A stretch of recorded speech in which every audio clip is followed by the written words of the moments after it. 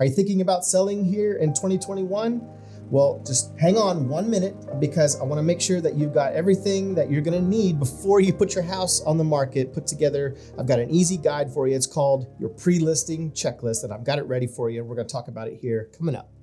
Stick around.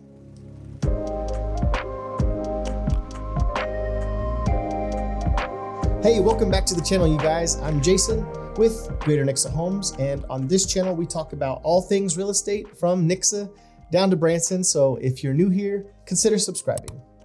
It's a crazy market we're in right now. Sellers pretty much hold all of the cards when it comes to listing their house and what they want for the house. And my job as your listing agent is to make sure that everything goes super smooth. And I've, over the years, I've collected just kind of some different things along the way that will help sellers get their house ready before the listing. So this is kind of your pre-listing checklist that I've put together for you. I'll put a link for this guide down in the description. You can download a free copy of this if you want, and then reach out to me whenever you're ready to get that house on the market, and then you'll already have everything ready to go. But I'll also send you a copy when we sign the listing papers. I include this as kind of your seller's homework and everything that will help you so that you don't forget anything before we start having showings. All right, so let's get into step number one. So you're gonna need a copy of your survey if it's available. If not, that's okay. I just know that a lot of buyers really want to know where the property lines are. And if you don't have a recent survey, especially if you own property with a lot of land, it might be a good idea to go ahead and have one done, especially if your lot is kind of one of those irregular shapes. If it's a perfect rectangle and it's pretty clear where your neighbor's been mowing and where the other side has been mowing, that's not really a thing. People aren't as concerned. But if your fence doesn't really specifically outline the boundaries, there are some very particular buyers out there these days that one of the number one questions we get is, where are the property lines? And so obviously we provide them with aerial maps from the county, but having a survey is the only way that somebody will be able to visually see on paper, and when they're out on the property, having markers that they can see with their own eyes exactly where that line ends and begins. In the state of Missouri, I will tell you that it is not required to have a survey when you sell a property. The title company will not require one to have one done. It makes it super helpful, especially like I said, if your property isn't very clear as to where if it's like a lot of wooded areas and stuff like that, you definitely want to think about getting a survey done and having it staked out on the property itself so that people will know exactly what they're getting and you don't run into any surprises right before closing. So there's tip number one. Have a survey ready if you got one. All right, step number two is getting all of your keys together. Garage door openers included, front, back doors, side garage doors, sheds, outbuildings, and any other things that buyers are gonna need access to. You wanna already have those ready to go, and then have 2 copies of at least your front door and the other, if you do have a large outbuilding that people are definitely gonna wanna see. Make copies of your keys now so you can keep one for yourself and then give one to your realtor to give to the buyers at closing. All right, the third thing is having a floor plan available. If you don't have one, there are lots and lots of apps nowadays that you can very easily put a floor plan together. If it's a fairly new home that you had built and you still have the blueprints, keep those on hand. We can simply take a picture of that and upload it into the MLS for people to be able to look around. Definitely, if you would like us to include Matterport listings, that will really allow people to be able to see the layout of the home, that will help too. But having a very simple floor plan, we're gonna put the measurements of each room in the MLS for people to be able to kind of decide how their furniture and stuff may or may not fit in each room.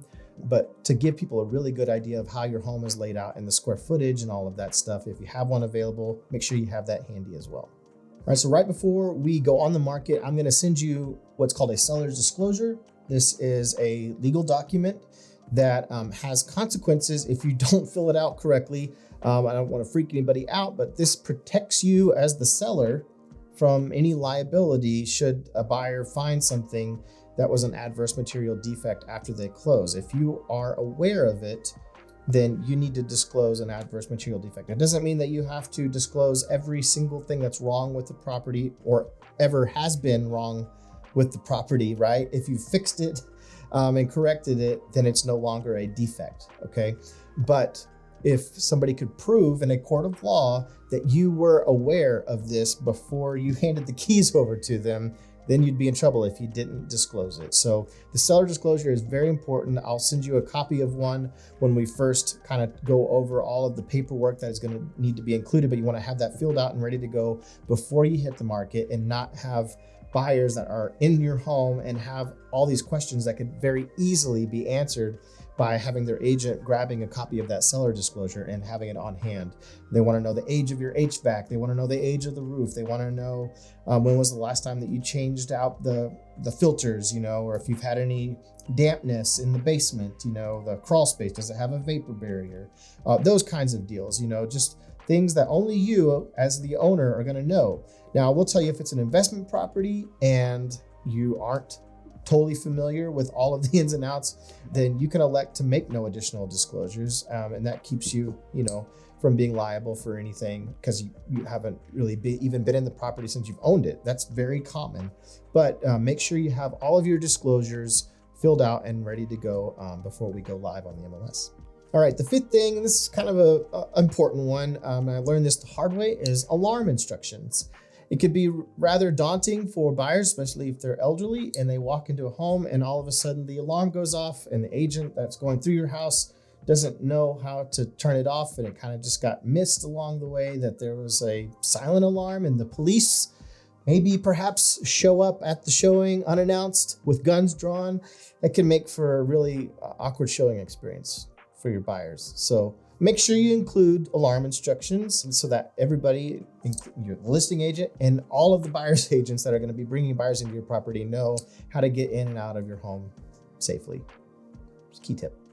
All right, that pretty much includes everything that you'll be responsible for at least having ready before we go live on the MLS. I do add some other things in my pre-listing checklist that are optional, but definitely help for marketing and for buyers, just own FYI, like a neighborhood list. You've been in that home for however many years and you know all the best features of your house. You'll have a best features list, something that we can put in typed up on the table when buyers are coming through that really lets them know what you've loved about the property. Maybe any major upgrades that you've done. That's an important one too. I'll include that in your pre-listing checklist as well.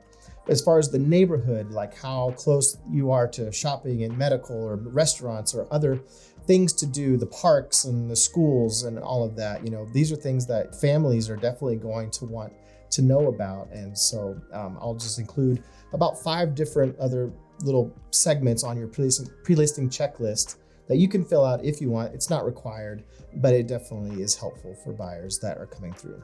One other thing I forgot to mention is, utility information. This is very important because we can look up, public record, and it'll be on your seller disclosure. It'll ask, what utilities you have, the options for like propane, tanks, cable is a big one. So just be sure that you have a nice clean, at least on your seller disclosure, the contact numbers and the companies of the utilities that you're using.